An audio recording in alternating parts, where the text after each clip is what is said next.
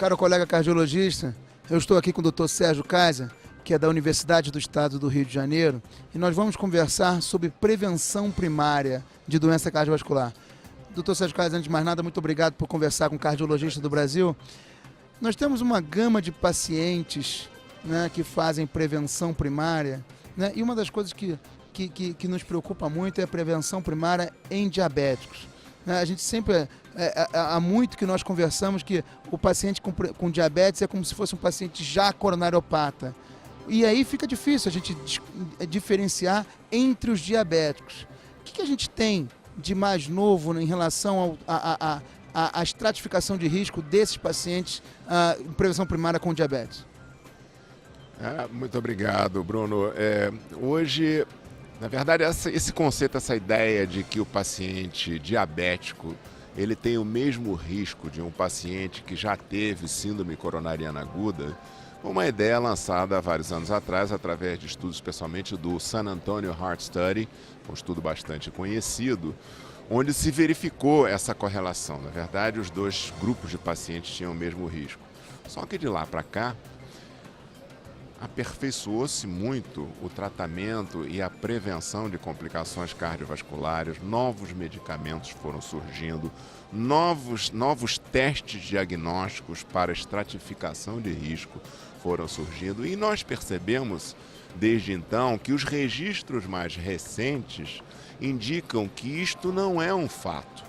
Na verdade, o diabético, ele não tem necessariamente o mesmo risco de desfechos cardiovasculares de que um indivíduo de muito alto risco, como é o indivíduo que já teve um infarto no miocárdio, por exemplo. São coisas diferentes, há diabéticos e diabéticos. Por exemplo, nós sabemos hoje que pacientes que têm score de cálcio zero, mesmo sendo diabéticos, eles não estão com um risco cardiovascular tão elevado como se poderia supor.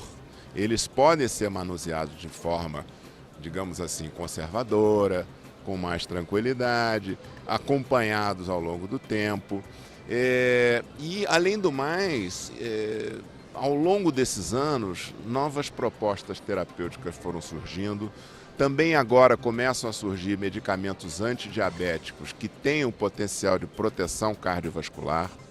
Hoje nós temos os agonistas de GLP-1, nós temos os inibidores da SGLT2 e nós, na verdade, temos até uma possibilidade futura de vir a avaliar a associação desses dois medicamentos. Aqui mesmo no Congresso, numa dessas mesas redondas internacionais, estava-se justamente discutindo essa possibilidade.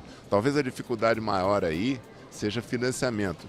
Há necessidade absoluta hoje de se avaliar a combinação desses medicamentos em estudos randomizados. A questão é como financiá-los, a indústria ou seria um financiamento público via NIH. Mas com certeza esse estudo vai surgir e deverá trazer novas informações, porque os medicamentos parecem complementares na sua capacidade de promover melhora do prognóstico desses pacientes e proteção cardiovascular.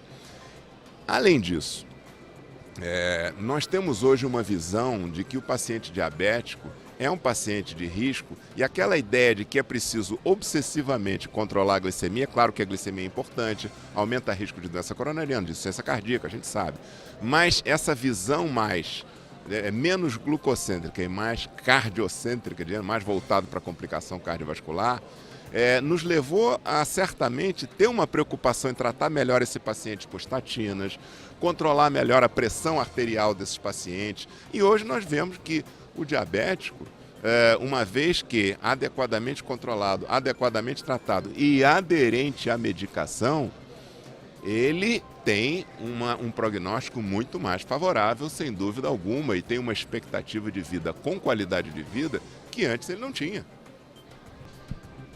Dr. Sérgio Kaiser, eu gostaria de agradecer bastante essa entrevista. Muito obrigado por compartilhar conosco o seu conhecimento. Muito obrigado. Obrigado.